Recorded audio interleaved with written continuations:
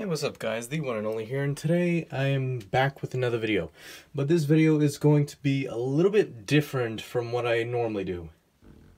So it has occurred to me that a lot of you seem to find some of my videos while searching how to paint some Kanohi or whatever. And before you, as you can see, I have the masks from my most recent shapeways order, and as you can see they are all white, strong and flexible or whatever the material is called, but they're white and not polished. And so today I'm going to show you how to turn this. I'm going to show you how to turn this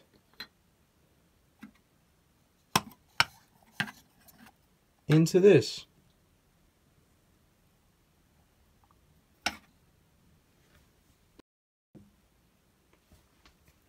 Alright, so first thing, obviously, is you need something to paint, or whatever, a Kanohi, a mask, whatever, or a part. And I find that I really enjoy using... So there's multiple reasons why I like to buy the unpolished white versions. And that's due to well, since they're not polished, they're a bit rough, and so they take up paint a lot more easily. And since they're white, well, it allows for more freedom and creativity. It's like a blank canvas, and well, it's a lot cheaper. So yeah, that's why I prefer to get the those white and unpolished versions. Well, yeah, so you need something to paint, whether it be a shapeways Kanohi or just a normal Lego Kanohi, or even a custom one that you made yourself. And so with that said, you got what you wanted to paint. Well, you're gonna want to know, all right, what am I gonna paint, or how am I gonna paint it?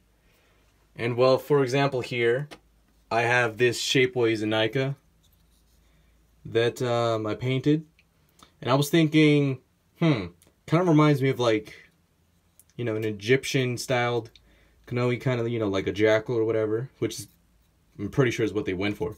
This one, however, I got in yellow because it was cheaper in yellow. And so, yeah, I was thinking Egyptian, right? What do they tend to have in like their style of look? They like to look fancy or whatever, gold and maybe some gems here and there. And so what I did is I painted it, as you can tell, black base throughout wherever you can see it from the front. Of course, at some angles you can still see it, but I mean, picture there being a head in here. You won't really see this. So I just painted what really matters. I didn't bother doing it fully because, laziness. But yeah, so I gave it a black base, and so I used matte black on it, and then I went over that lightly with some of this folk art chocolate brown gold, which is like it's kind of like a dark kind of gold or whatever. And then on top of that, even lighter, I went over it with this folk art royal gold here, which is a bit more orange toned.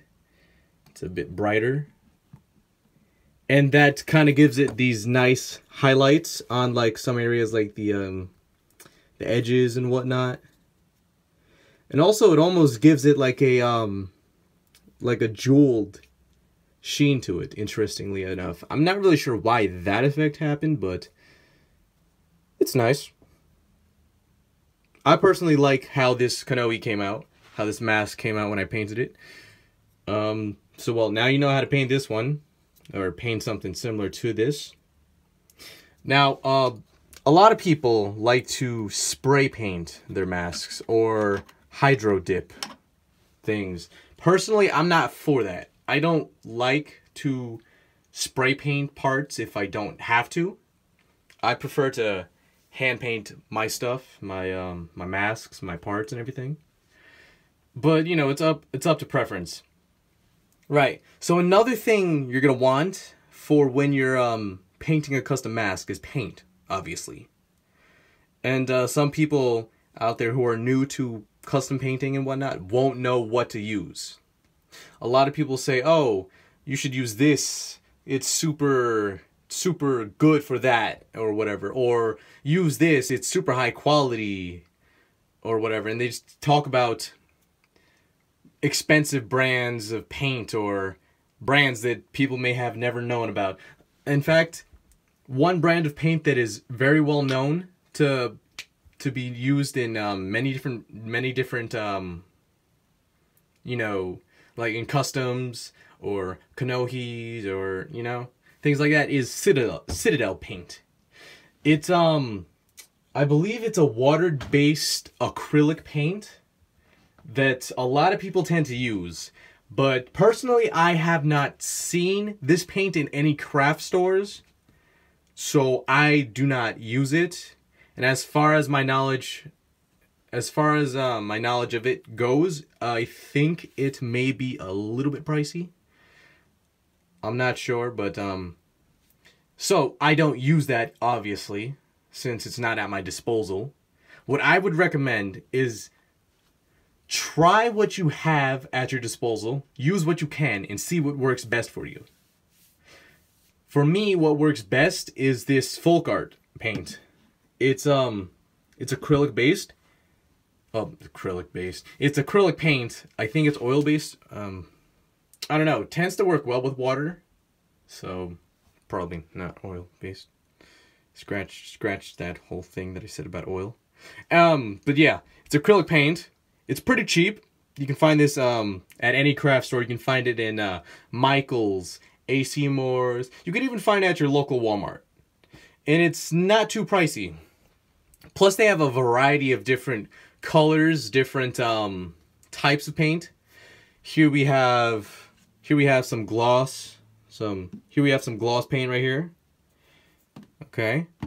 Then here we have some metallic paint. Gunmetal. Here we have glow in the dark.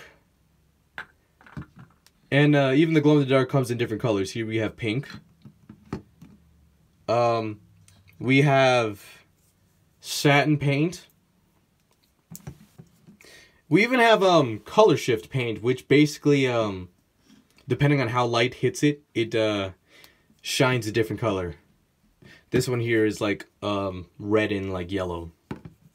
I also have a bluish yellow. Actually, no, I think this is like red and purple. I think it's red and purple. But yeah.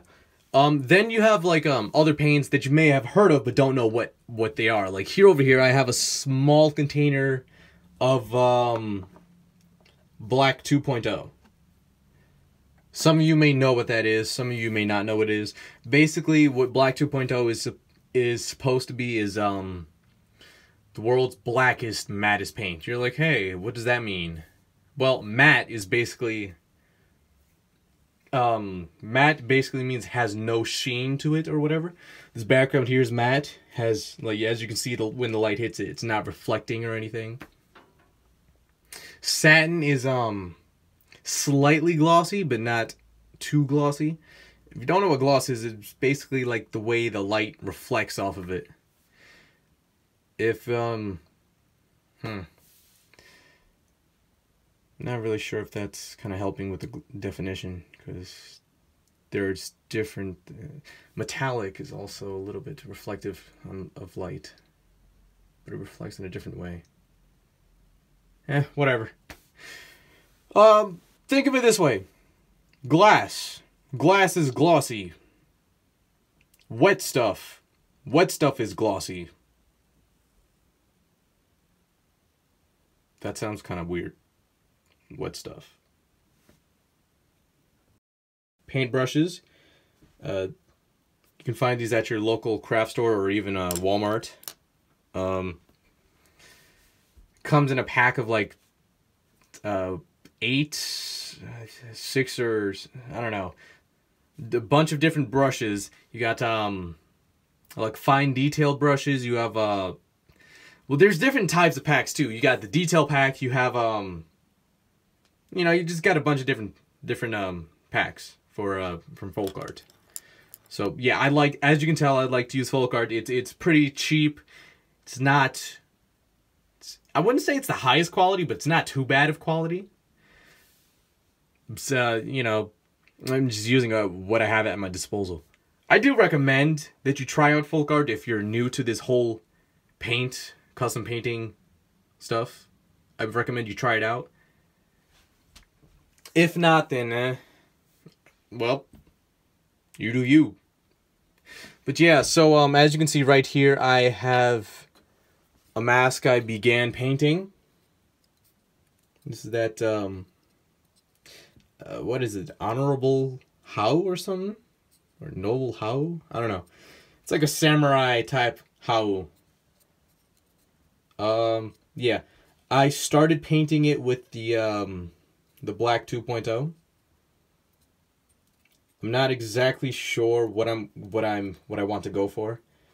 I'm leaning towards something similar to this, but I'm not really sure what I want to do. But yeah. Another thing that you might hear people talk about is techniques and whatnot. There's different like ways to paint besides, you know, like spray painting and stuff like that. Techniques. So, you know, you can either use wet paint, and by that I mean like you just dip your brush in your paint, and then you paint on your mask, whatever. Then you dip your brush back in, you paint. You can do that or whatever.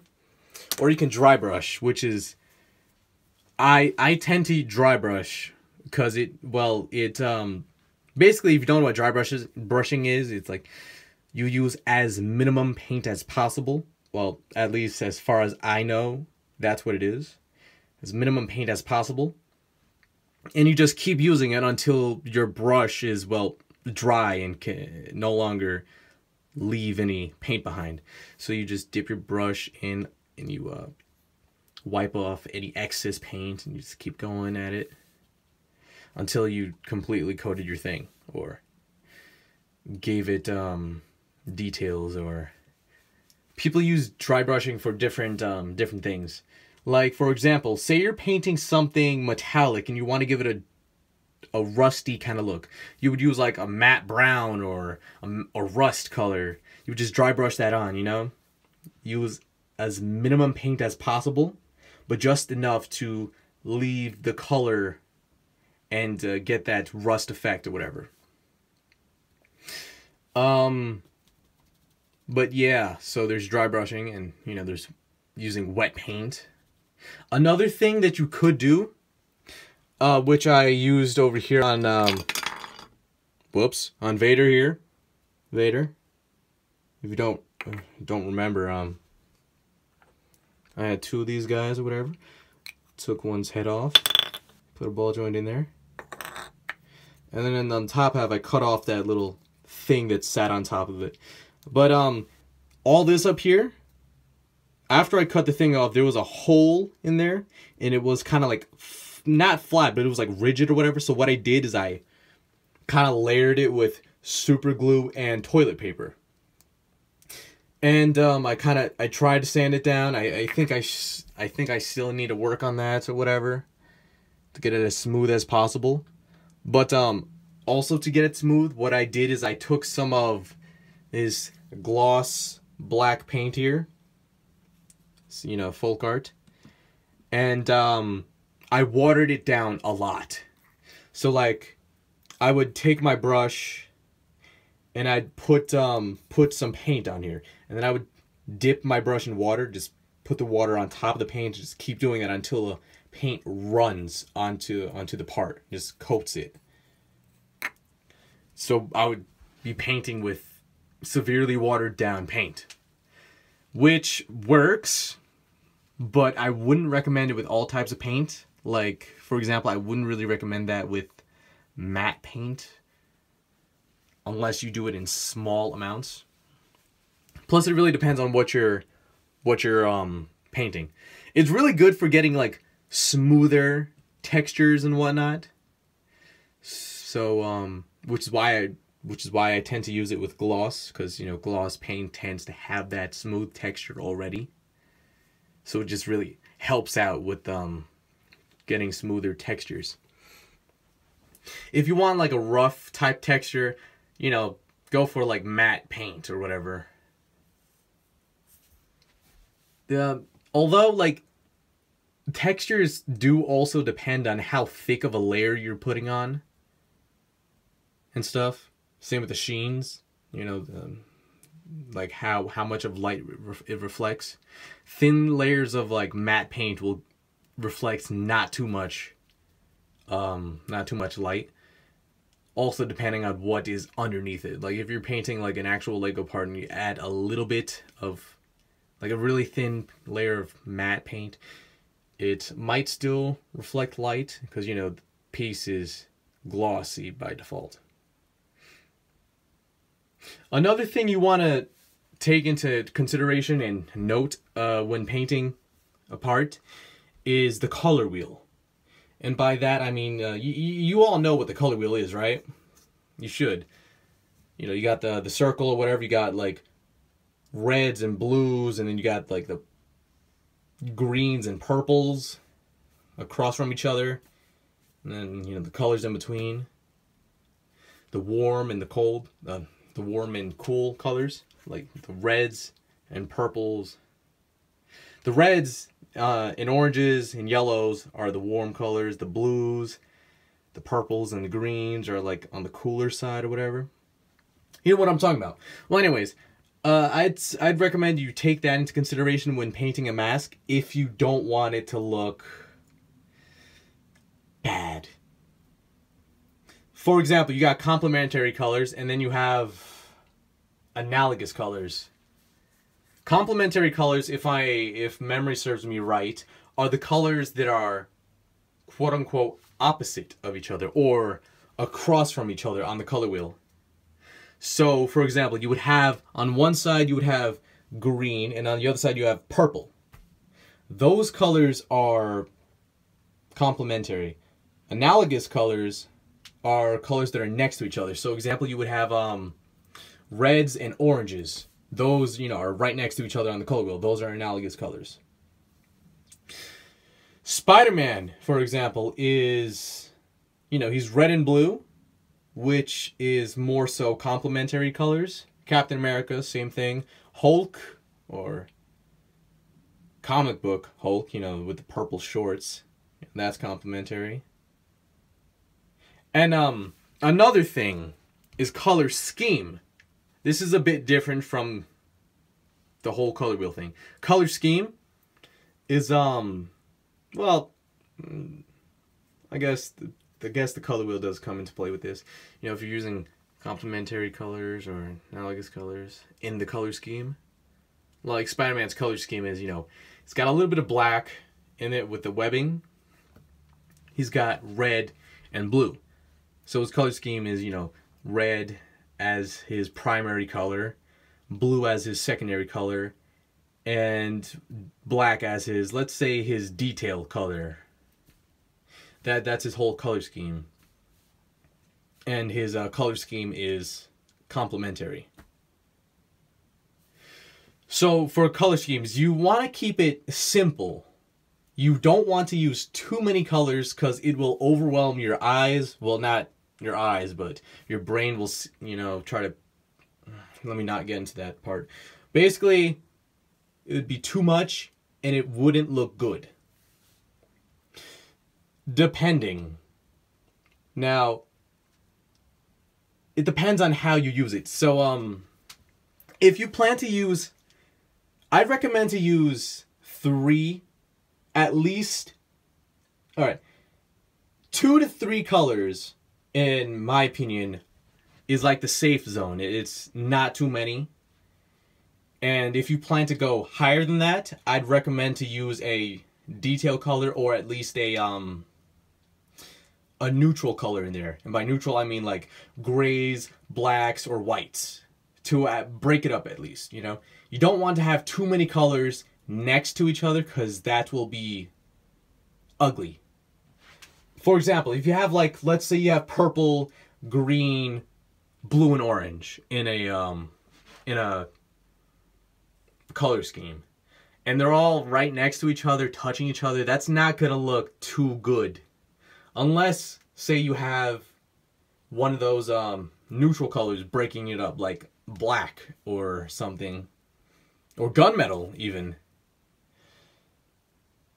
It helps to separate the colors, and if you can in the color scheme move certain colors into certain spots, like if you have the blues and the orange, let's say we're talking about a character here, or a Toa or something. Let's say you have the blues and oranges on like his arms and legs, or his or hers arms and legs, and then you have the purple and greens and like the chest, you know, the body and the face, and then you have like the gunmetal in between the joints or whatever. That would help, the gunmetal will help to unify the colors and make it visually more appealing to someone's eyes.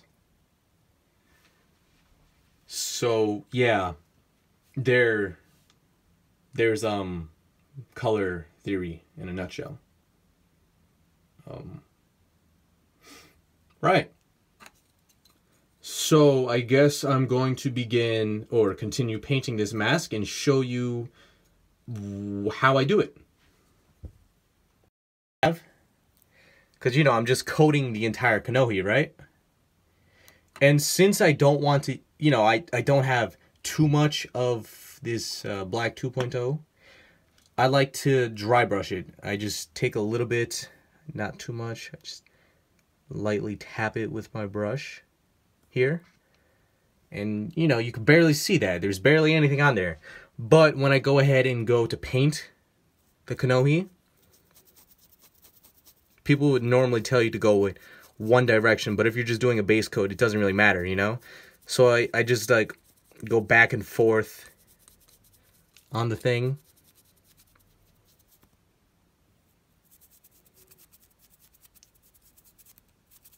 Helps to get some of that, helps spread the color a bit more. And also, I like to turn my brush around the opposite direction, of the opposite side of where I dipped it. So say I dip this side of my brush into the paint.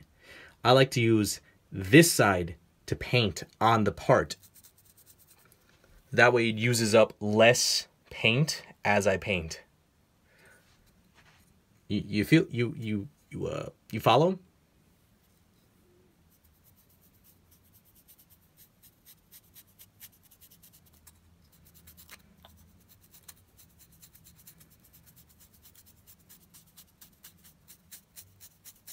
Now, of course, there are you know, different people paint differently or whatever. You know, people have different styles and whatnot. So there might be people out there who disagree with the way I paint my things. They might say, "Oh, you're doing it wrong. You're supposed to only go one way," or whatever. You know, it's a base color. It doesn't matter, at least to me. And you know,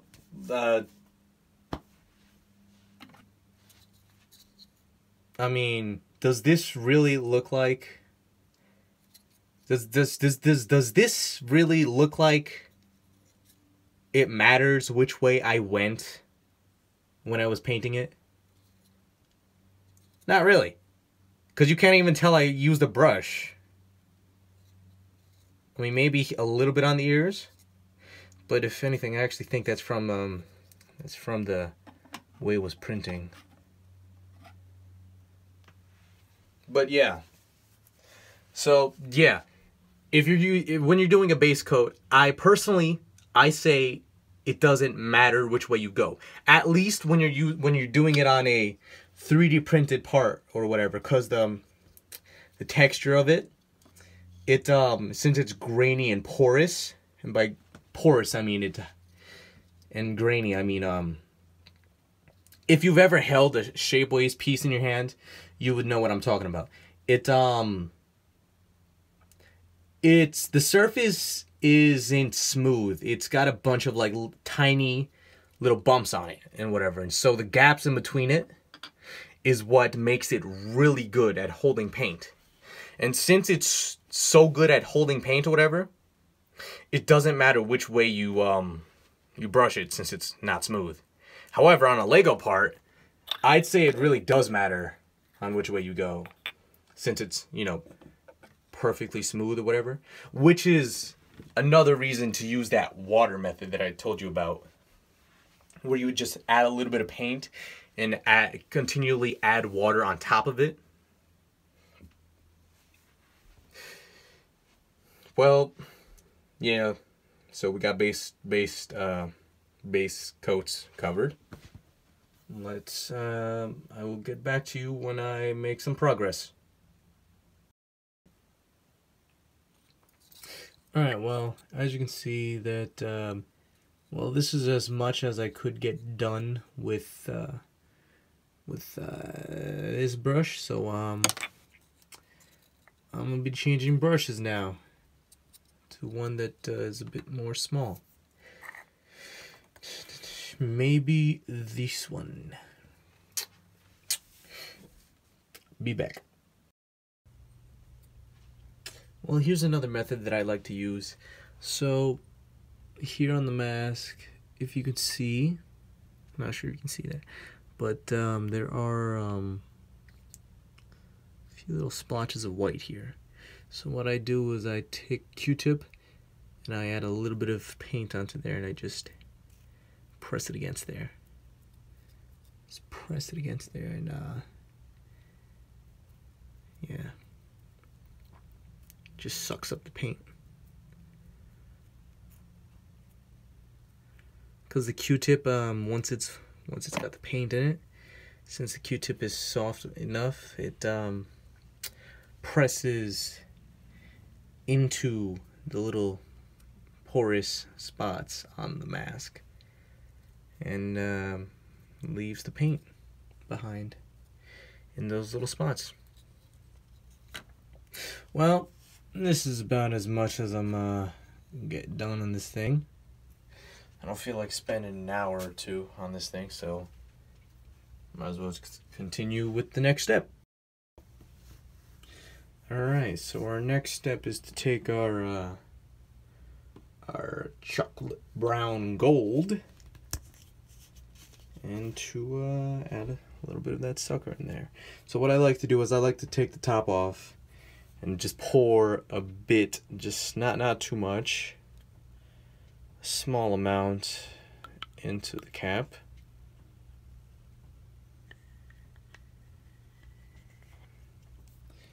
About that much is fine. Maybe a little less would be better, but it's alright.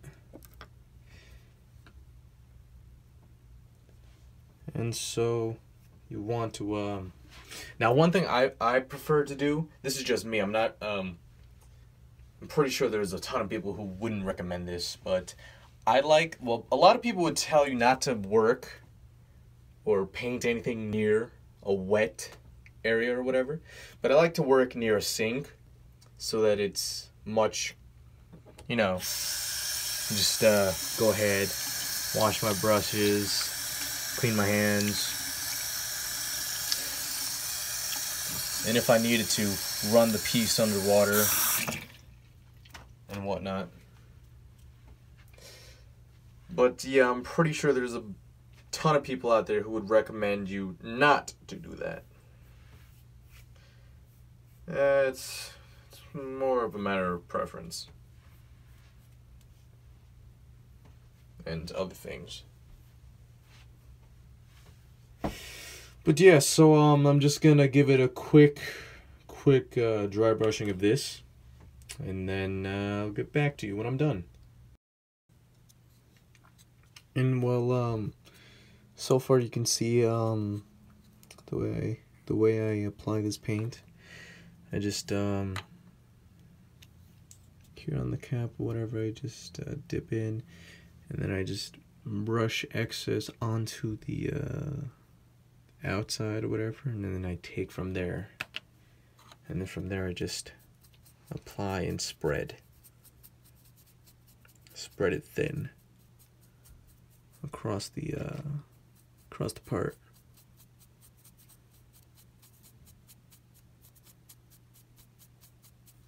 I guess I'll get back to you when I'm done. Here, as you can see, I'm adding the gold highlights, or the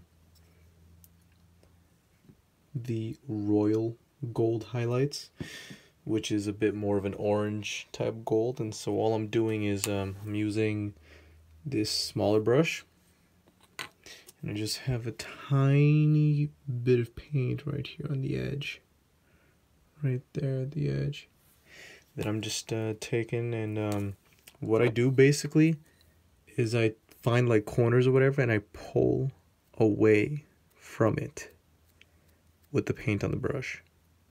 That way it's only on the very edge. And so I just do that throughout the whole thing, and it creates a nice highlight on some of the corners and edges.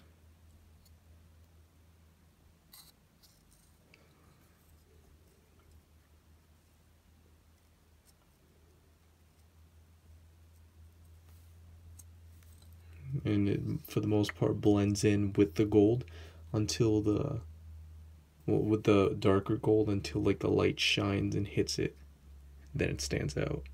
It's pretty nice. Yeah, I'll get to you when I'm done. Actually, matter of fact, I think I will finish this up off camera. Well, finish this part of this mask up, and I think we will continue this Kanohi in another video, or episode, I guess.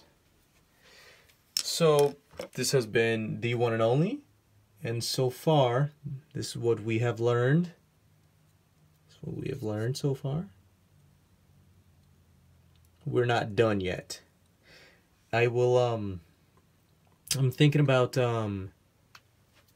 going over the differences between inks and paint, or inks. Well, not necessarily inks, but I'm not sure what they're called, but it's not quite paint.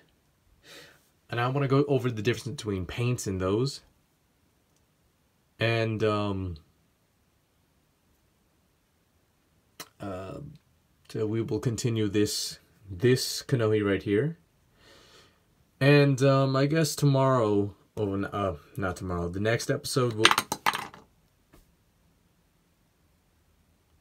Well, I guess the next episode will be about inks and color scheme / complementary colors.